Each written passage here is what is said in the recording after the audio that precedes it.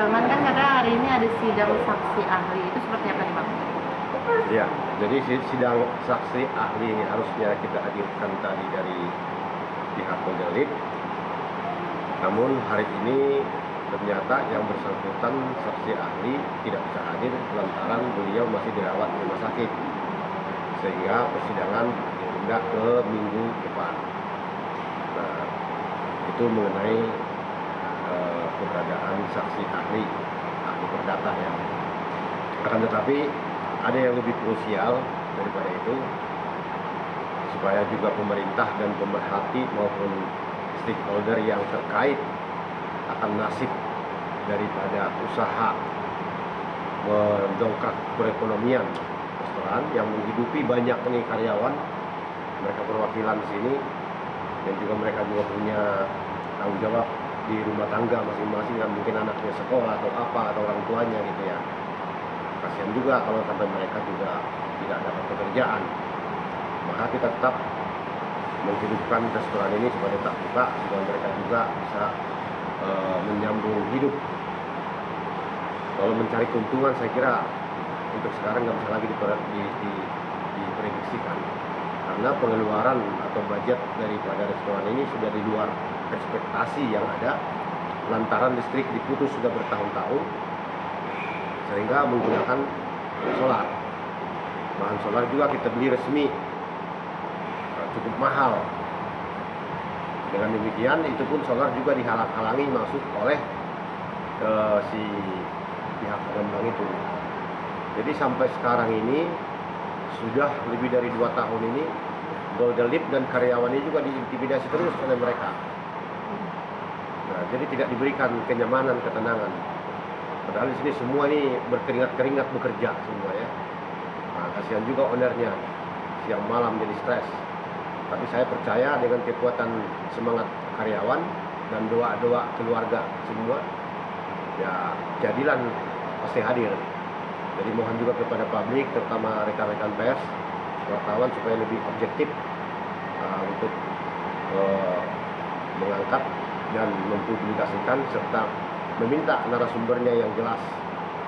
Jadi supaya tidak ada fitnah. Bahwa di sini saya juga melarang tidak ada fitnah, tidak boleh memfitnah orang. Tapi apapun yang terjadi, apa yang sebenarnya terjadi, silahkan bukakan. Semua dipertanggungjawabkan, begitu kira-kira. Karena kami juga bertanggung jawab nih untuk kehidupan karyawan. Mereka tahu sendiri karyawan ini kan pulang juga malam, ya. Tapi masih dapat gangguan, solar diancam. Nah, itulah ciri khas dari PT Persada Gading Elok. Entah dari mana dapat doktrinnya seperti itu. Oke. Jauh dari peri kemanusiaan. Begini, untuk karyawan itu kan secara psikologis mereka kan jadi setengah mati kerja ya. Yang tadinya mereka tidak perlu memikul beban berat, seperti gas itu, gas ke sini kan dari bawah itu kan bukan 50 kilo lebih. Bayangkan itu kalau sampai membawa gas lebih dari 5 tabung yang gede-gede gitu kan, karena eskalatornya untuk lift barang itu nggak ada. Mau tidak mau dengan tenaga mereka semampunya. Ya kalau mereka lagi sempurna tidur ada tenaga. Kalau kurang tidur, giliran ini datang gas, ya kan mereka bisa di tangga itu bisa tertimpa itu. Nah itu risiko. Nah itulah salah satu dari bagian intimidasi yang mereka lakukan, yang seharusnya mereka tidak perlu menerima itu. Tapi karena udah terjadi seperti itu, ya kita harus memperjuangkan. Untuk Golden Leap ya sampai sekarang itu tadi sama. Komplemen parkir juga kan sudah tidak ada. Jadi dulu Golden Leap pindah ke sini bukan karena semata-mata mengharapkan ada keuntungan, yang lebih tidak. Sebenarnya keuntungan jauh dulu di luar sana. Cuman persoalan parkir. Parkir di sana memang agak sempit. Kalau di sini mau agak lega parkirnya. Untuk karyawan juga kan kalau bawa motor, bawa apa bisa simpen. Kalau sekarang nggak bisa. Itu nggak dilengkap semua. Bang, terkait intimidasi yang tadi Abang bilang untuk Golden Leap, yang tadi Abang juga udah singgung masalah solar. Seperti apa sih Bang solar? Kan kita udah ketahui kalau Golden Leap ini kan diputus listriknya oleh pihak pengelola dan penerangan hanya menggunakan genset. Ya. Ini bagaimana intimidasinya itu dalam bentuk apa sih Bang mengenai solar ini? Jadi kata mereka awalnya bahwa solar itu nggak belakangnya tidak jelas. Kita buktikan, kita beli dari yang benar, kita beli dari Pertamina, nah diangkut ke sini, resmi kita beli. Akan tetapi kan mobil Pertamina kemarin nggak bisa masuk, akhirnya kan disambung dengan mobil yang kecil pakai drum. Nah, terus itu ada gejolak, mereka halangi, dihadang. Nah, ya kita lawan. Terus kemudian adalah sikap mereka yang lentur. Dikala kita tidak ada di sini, pengirim solar datang. Seperti tadi pagi kita di persidangan, ya kan? Bapaknya solar datang, tadi juga benturan lagi, gitu. Nah, kita datang, baru kita atasi. Jadi selalu ada perseteruan itu masalah yang gitu-gitu. Jadi mereka ciptakan aja apa aja yang hal-hal kecil untuk membuat kita tidak nyaman, gitu kira-kira. Nah, Ada. seperti apa nih? Ada Mungkin surat abang jalan. bisa belum lihat. Ini kita punya surat jalan, kita pembelian dari yang resmi.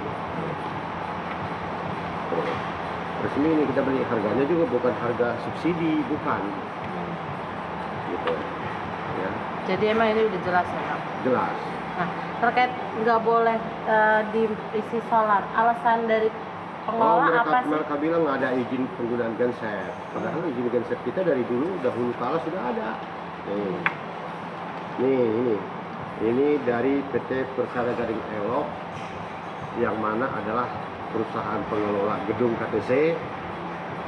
Nah, ini dari manajemen yang dulu sebelum mereka. Kalau sekarang kan manajemen yang baru nih, ya kan, yang memiliki sifat-sifat arogansi dan intimidatif. Dan segala rupa perizinan itu sudah kita peroleh sejak dahulu kala. Dan perlu diingat, ini kan restoran internasional ya, jadi segala perizinan itu ya paling utama. Itu. Nah, terkait Oh iya. pengelola ini bagaimana tanggapan abang selaku lawyer? Saya sangat keberatan karena itu bukan kewenangan mereka. Lagian itu genset bukan genset dia, ya. Itu kita punya genset, punya gendelik, bukan punya dia. Jadi siapapun yang mengganggu yang bukan milik sembarang dia, ya pasti ada perlawanan.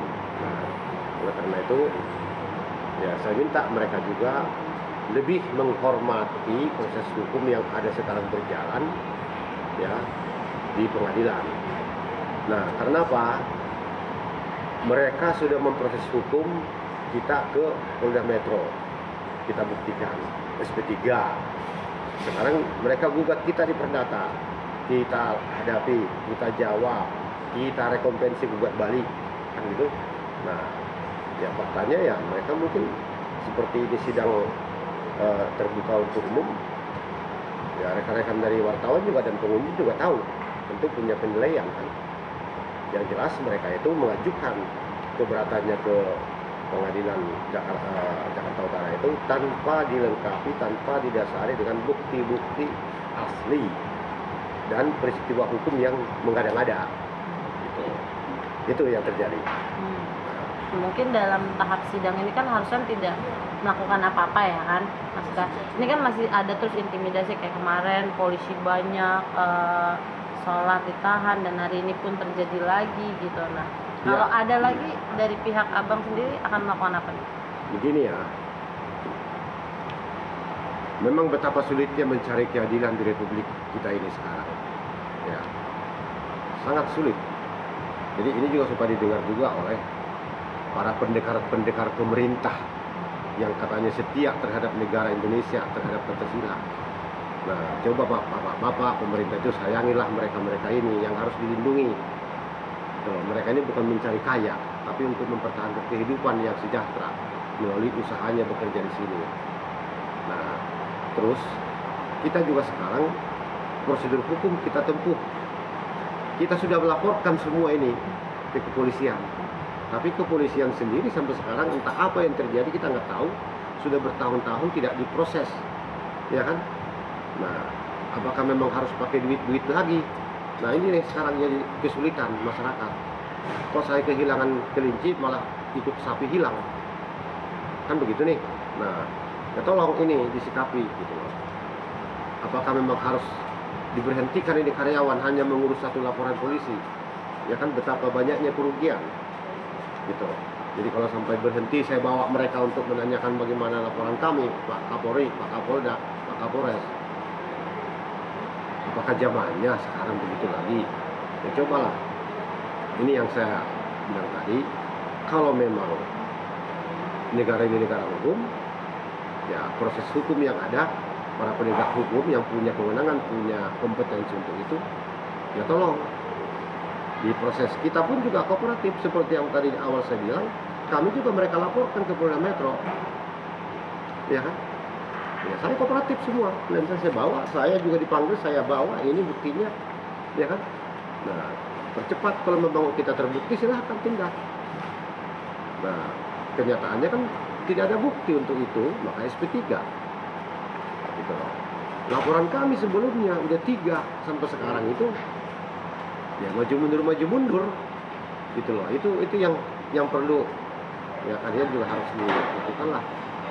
Sosial kontrol itu juga ke sana, ada apa kendalanya. Nah, saya udah bersurat memang 1 minggu yang lalu ke Kapolres, udah bersurat. Bahkan kejadian yang tadi yang saudara tanyakan itu, penghadangan solar itu juga saya antisipasi dengan Kapolres maupun Kasat Intel. Pas kejadian malam hari mereka menghadang, memang saya telepon Polres, datang sih, datang. Nah, perhatikan juga kalau itu ya. Namun ini bagian penyidikan ini kan bagian di reserse ya, nah, di reskrimum. Nah itu sampai sekarang tidak ada pergerakan apa namanya kejelasannya. Kalau memang tidak terbukti ya hentikan aja dulu, nggak apa-apa, gitu kan, supaya kita tahu. Jadi pihak sana juga kan jelas reaksinya macam apa gitu ya. Jadi kalau sekarang ini kelihatannya jadi kayak sandiwara gitu kan. Nah, ya kita tidak mau lagi bersandiwara seperti itu gitu. Kita maunya yang fakta aja lah gitu. Kasihan Republik ini terlalu banyak panggung sandiwaranya ya. Oke. Thank you Bang.